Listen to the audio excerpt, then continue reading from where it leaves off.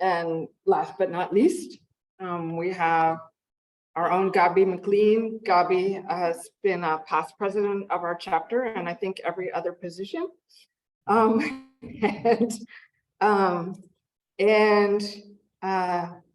she's been the past treasurer of the state board of CNPS as well. And she's worked at Eaton Canyon, helping teach the docent classes with Cliff. And they have lots of botany and all the plants of the San Gabriel Mountains on their Nature at Hand website. If you never have been there, that's a great place to start. And I will let her tell you about her newest project.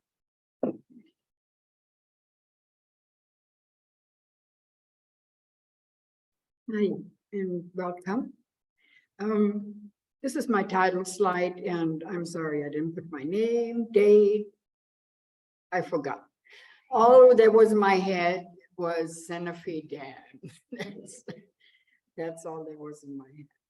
So we started that process a year ago. Cliff and I like to walk at that place, and we were just impressed not only with the beauty but also with the star thistle. So we wanted to weed, and we were afraid to weed because we don't know who owns this place. Are you allowed? And then we just said, well, it's easier to ask for forgiveness than for permission. So we started weeding, and we filled up some bags, and we wanted to talk to the staff, but they said, no, don't talk to us. It's the Renaissance Fair. Nothing goes on during the Renaissance Fair. Well, the Renaissance Fair ends when the weeds are all dry and you can't weed anymore. So anyways, we started out, and I started looking at the history of this place. And in preparation for giving you this presentation, I did some more research, and this is what came out of it. So why this is not working? Yeah, I did. You have to click. Okay. So where in the heck is it? So this for your urban street people, you want to know streets, right? It's at the southeast corner of the 210 and the 605 freeway junction. It's in the city of Azusa, which is a tiny city with a few hundred or a few thousand. Irwindale, what did I say? Oh, because I was looking at Azusa. Okay. It's in Irwindale, and Irwindale is a very small city, industrial city with a few thousand residents, and this beautiful, beautiful area, natural area. So most people don't even know where Irwindale is, but it's also part of Azusa. More people are familiar with Azusa, Duarte, Baldwin Park, and for natural history or natural geology, it's part of the San Gabriel River watershed. And what you see here, let me see if the cursor works. Here it is. It's San Gabriel River, comes down here. Here are the reservoirs, and it's all the way down here, Santa Fe Reservoir. I don't know if you can read the descriptions. So this is Azusa, West Corina down here, Pasadena way over there. So this area that I'm talking about lies more in the eastern San Gabriel Valley. What is the red line? The red line is the National Forest. So historically, that area was a floodplain. The San Gabriel River, as you've seen in the previous chart, enters the valley. It's in Azusa. And this picture is from 1938. At that time, the three dams that ran in the river were already built, but it was just at the beginning. So it used this whole area used to periodically flood and was a wetlands all the way down to Whittier. And most people don't realize what, you know, the St. Gabriel Valley had wetlands, but it's true. They proved it. I put it in the references where I found that. So I didn't make it up. Also in 1939 is another picture where they decided they needed to build a dam because even they needed to build Santa Fe Dam. The pictures that you see here is a bridge, a footbridge. I didn't know it was called Puente del Lago, a railway bridge. It's now a footbridge that crosses the San Gabriel River. And that's how huge it was. And that was after the dams. So when the picture that you just saw is from, let's see, from right here, is this section here. And the highlighted section or the outline section is what they call the Santa Fe Dam Basin. And it actually, the dam is down here, right on Arrow Highway or Live Oak. Well, it's Arrow Highway right there. And the river is the blue line. Up here is Azusa. And here's Fish Canyon and here's Duarte. Then we have Foothill Boulevard crosses the river here. And the 210 freeway crosses the river here. And we have catch basins all along the river on both sides, and lots of mining going on along the river, unfortunately. And inside the catch basin, once they built the dam, they also allowed for the reservoir. This section down here is the reservoir. Nobody calls it the reservoir, they call it the lake. And this whole section is prepared to be flooded. So the dam goes really from up here, parallel to the river, then crosses the river here, goes along Arrow Highway, and then up north. And this section here is highly industrial with foul smelling industrial factories. So when you go walking in Santa Fe Dam and this area, it often smells bad. But the birds nevertheless come. So when I was talking that we were walking here, we were mainly walking in the area of the nature center, which is about here. They have a nature trail there, and along the river, all along the river, through here, on top of the dam, and then continue along the river is a bike trail.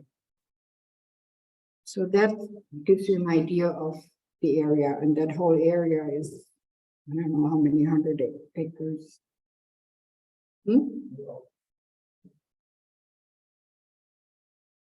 Okay, never mind. So the dam project started in 1941, was completed in 48, and the periodic flooding has been of the area has been controlled ever since. So the whole area is not what it used to be, and it's changed its character. Nevertheless, here is how it looks. This is how it looked in 2004.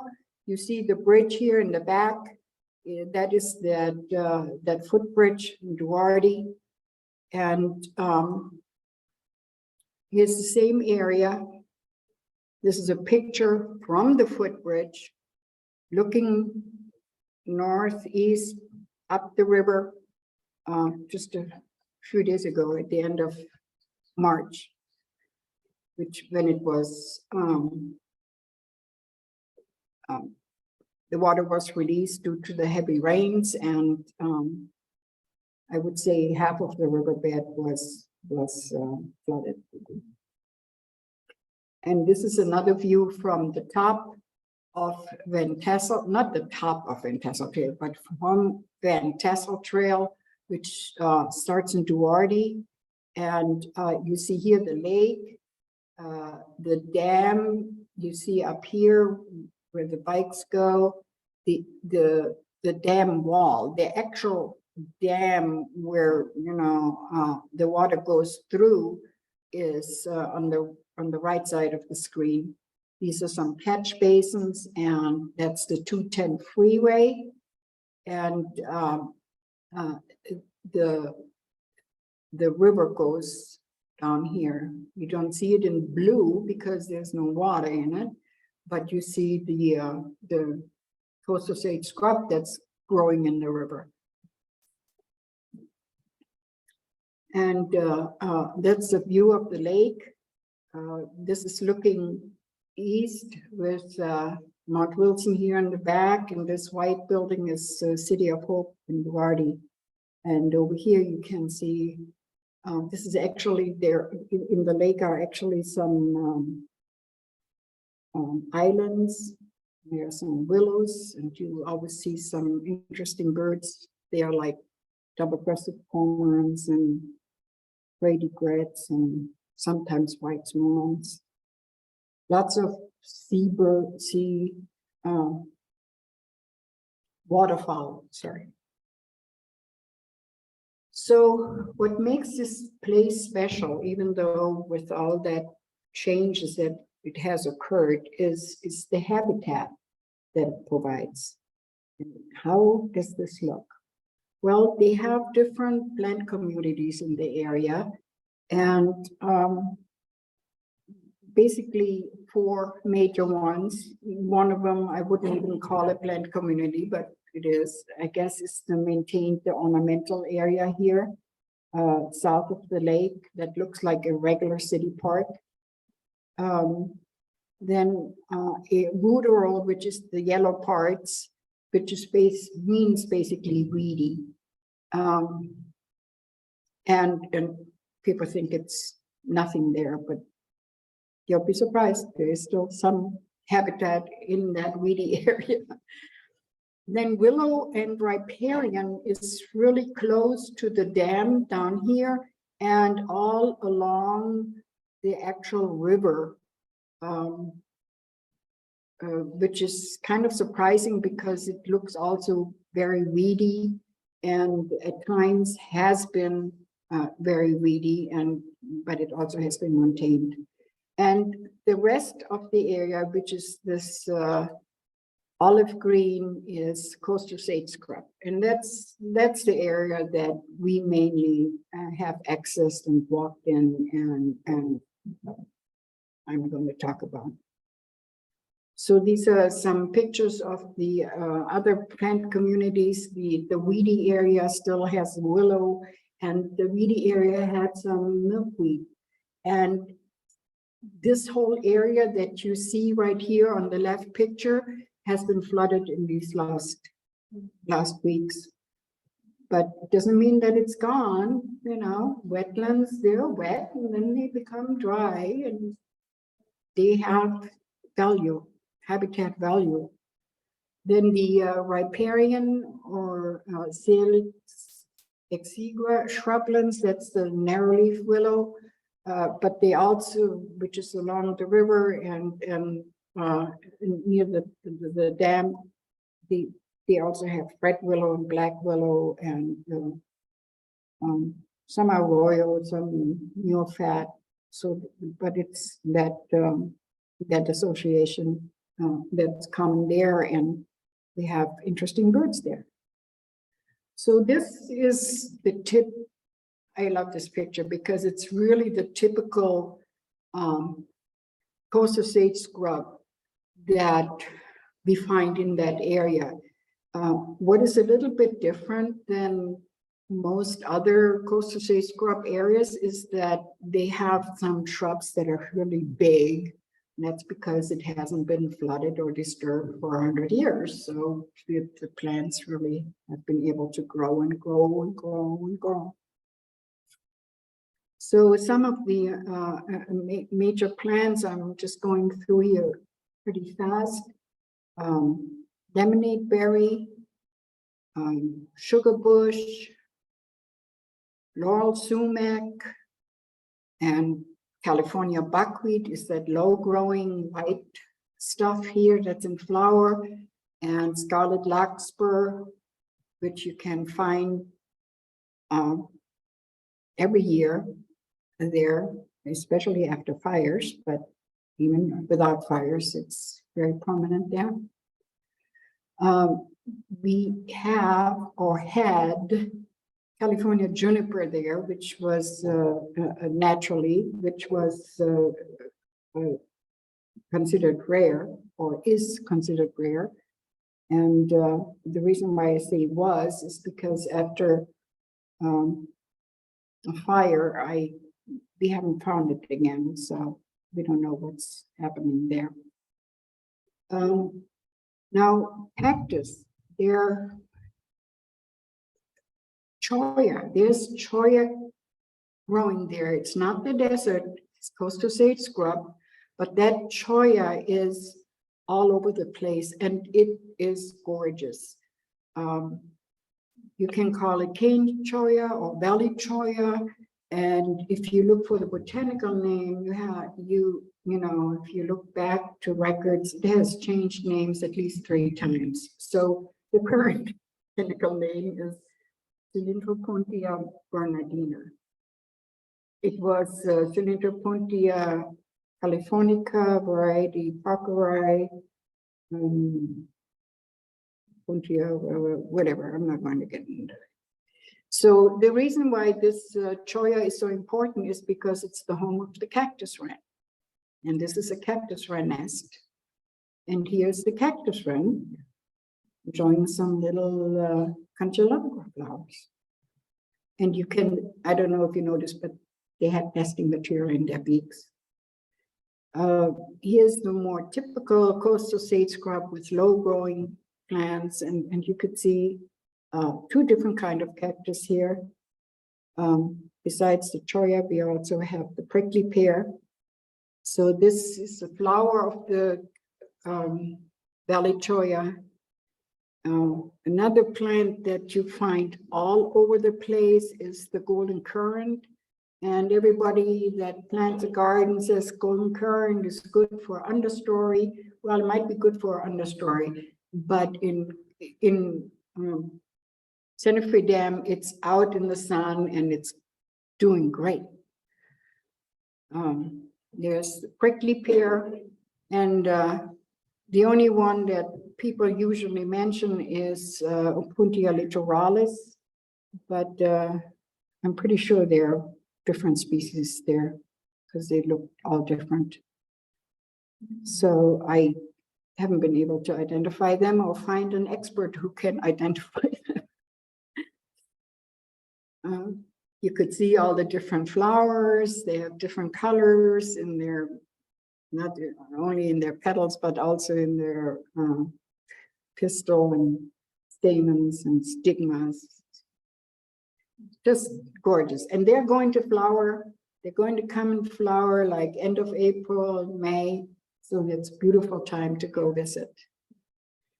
We have Dudleya lanceolata, lanceleaf, live forever. And you find them mainly in the cactus. I think it's every place else, somebody either eats them or steals them or something, but the cactus protects them. And one of my favorites, the ground pink. We've got fields of them in spring. It's almost done now. Lots of popcorn flower and sun cups. And of course, all the plants wouldn't be nothing without the creatures that live in them, right? Well, the creatures need the plants. So we find the coyotes, they are active there and they don't do anything. We see them and they're fine. Lots of birds. Let's see, go back to the birds. We have a rattlesnake too, and we have amphibians, reptiles and amphibians, 5 species of frogs and toads, 7 species of lizards, 8 species of snakes, believe it or not. And 2 of those reptiles are species of special concerns. One is the horned lizard. It's very hard to make out. They are very camouflaged. You see, here's the head, here's those little horns. That's the front leg, the back leg, and the tail just goes till here. So you have to really look very hard to find the lizard. And the coastal whiptail. The reason why we still find the horned lizard here, the Blainville's horned lizard, is because they feed on harvester ants, and that place has those harvester ants. Then there are over 100 birds that have been observed and recorded. But you can find very, like on a regular day, you can easily find, 57 or so species of birds in any given day. There are birds of special concerns, and that's the Bell's vireo, willow flycatcher, and California netcatcher. But other birds that they are not listed, but they are rare in the county because of the rarity of that habitat can be found, which is mainly the cactus wren, the blue-gray gnatcatcher, Goring owl, and loggerhead shrike, rufous hummingbird, and there might be more. And this is not exhaustive. These are osprey and red-tailed hawk that we have observed. All the pictures are mine unless I say something that it's say to the effect that it's not. The cactus wren and thrasher, Cooper's hawk, enjoying the coastal sage scrub, and the birds of special concern, again, it's kind of a repetition. Bell's vireo, talked about that before, but what is interesting is that Mickey Long pointed me to a study that which is recent, which is very good. A lot of the information you find is years old or decades old. But this is a recent study, and it shows the location. And we have the willow, let's see, Bell's vireo is the blue. The pink is the California gnatcatcher, and the yellow is the willow flycatcher. So the willow flycatcher seems not to be nesting here, but the other 2 nest here. We do have more than 300 species of plants that are there. 200 of them, roughly speaking, are native. And we have a threatened plant species, CNPS 1B1, listed. And Misa Hokelia that Kia Morse just recently found when we were together on an exploring trip. Now, this is not my picture. This picture is taken from iNaturalist, but it's also a imperiled species of snails.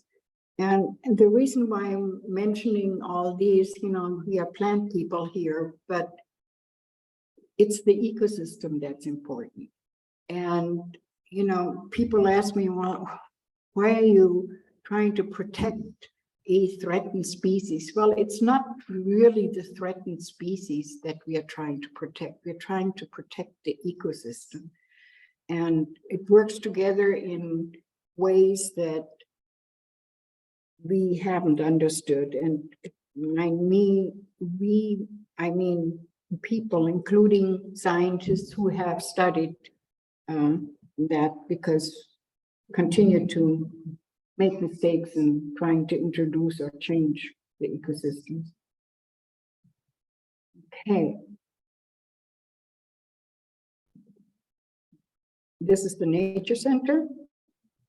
And the good folks at the Nature Center that from the Conservancy, St. Gabriel Mountains Regional Conservancy that operate the Nature Center. And here they have a circle for the indigenous people, the Quiche. They come here and have ceremonies. It's right, you know, a few feet west of the Nature Center. And here's the nature trail, and where we invite people to come on walks. The Nature Center has weekly walks there.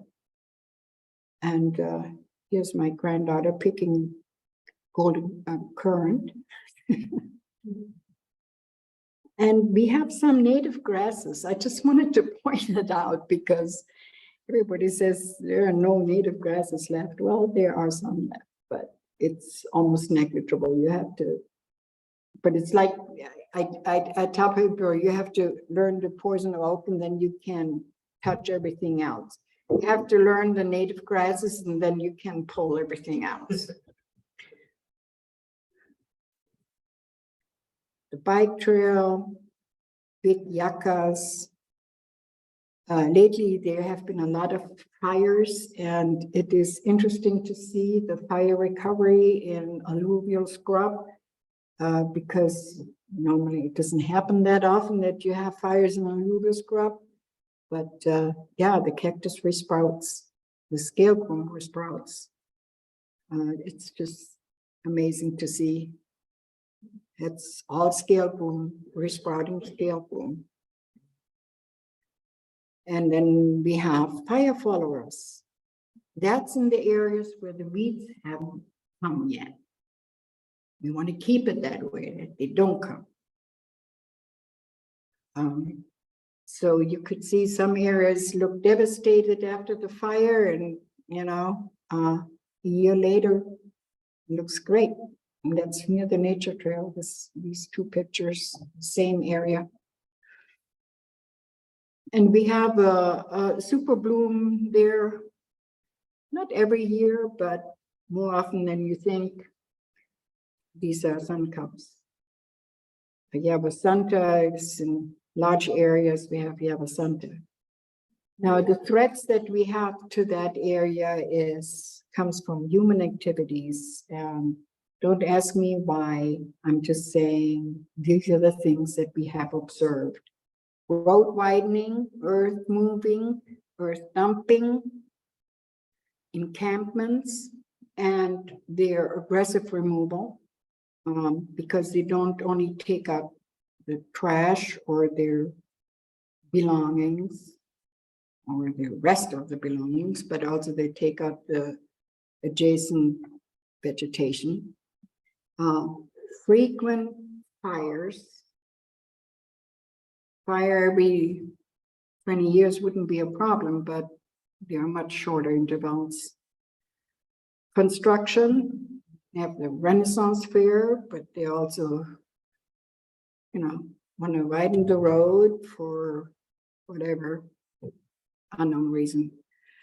And that brings the weeds, it brings trash, vegetation gets damaged, and birds get disturbed, or other creatures that are breeding and get disturbed by the disturbance.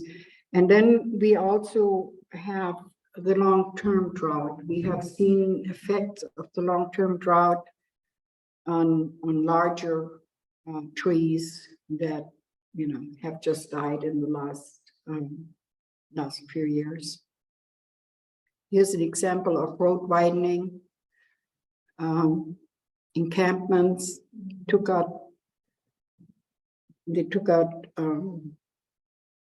the cholla to make a fence, I assume. These are examples where they cleared the area after fires instead of leaving it, dumping whatever. And so the mustard moves in, and all the weeds. The main grasses that we have to deal with is the brome, some fountain grass, but not as bad as in other areas. Some pampas grass, multi-star thistle, and the mustard, of course, the filiary, and on the shrubs and trees is horehound, castor bean, tree tobacco, Peruvian pepper tree. They were all planted, and the cedar in the water ways. So I can go through these. I don't have much time, but that I used this information on the weeds for a weed workshop that we did, and that is available on our website to help people identify them. So we mainly look to attack the annual grasses, mustards, filiary, multi-star thistle, and the seedlings. Somebody explains really nicely how satisfying it is to do the castor bean, to pull the castor bean. And the other weeds we leave to the people that do the weed management and professionals, like Bill Neal and other companies. These are examples where the fire recovery didn't work as well as you've seen in the previous pictures, because they were adjacent to areas that had already some weeds. So not only the natives didn't come back because the weeds came back first. So how can we support the natural habitat? That was the question that we asked ourselves. And our journey, I started with that in the first, before I even started, is we became in the area, and then we were trying to figure out what we can do. And we realized we have to work with the people that are responsible for that area, which is the county staff and the conservancy.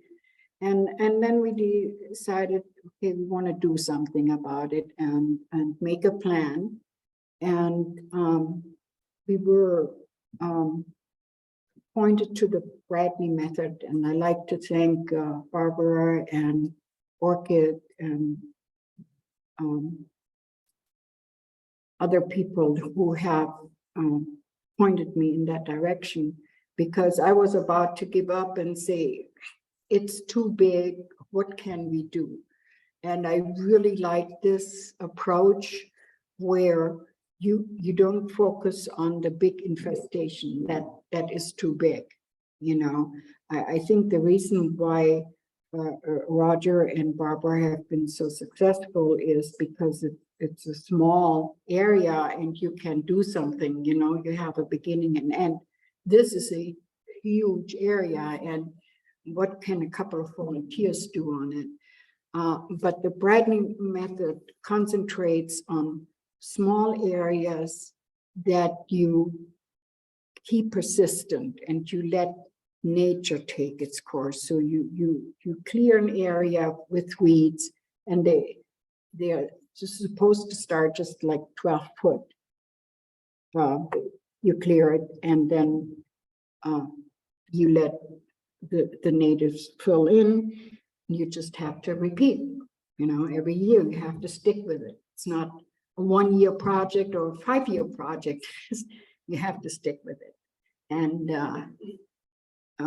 here's just an example. Here's all the brome on the left, and on the right there's less vegetation, but not bare dirt, because you leave the mulch, you leave the natural mulch on there. So what we were trying to do is we were trying to raise awareness and and let people know what are the weeds and what are the good plants, because we noticed that staff and volunteers have taken, the native plants thinking they were weeds. So we did some workshops, and we have some crew members, and we need more. Please come and help. And this is another nice example of how it was before our weeding, full of brome. And this is after the weeding. You can see that they're actually native plants there. And our plans for the future are continue with the Bradley method, pulling weeds by hand, cutting off flowers and seed heads, and focus on the nature trail and the garden at the nature center. We're not going to go, at least not now, further out. We also want to contribute to documenting on what is there. So I'm encouraging everyone, if you read or not, to photograph flora and fauna at Santa Fe Dam and post it to iNaturalist and CalFlora, because that helps people, the professionals, to understand what is there. And we want to continue to coordinate with the county, and still have to find the time when it's not the Renaissance Fair, because you can't talk to those folks when the Renaissance Fair is on. I have a list of references. And at last, I like to put out the invitation for you to get involved. We have a lot of programs on native plant gardening, but not everybody has a native plant gardening. You don't have the opportunity to have a piece of land, but you can get your piece of land in your community. We have, from Sunland in the west to, I think the school garden is in Rosemead, Jessup, right? South Pasadena and Santa Fe Dam, and we have that same concept or same issues and problems and opportunity in Bonelli Park, which is further east. And I encourage you to get involved with your community, or find a park in your community. There are other parks around. You don't have to travel far, but we can't solve the world's problems, but we can do our own, our own garden, our own community. We can do something. Thank you very much.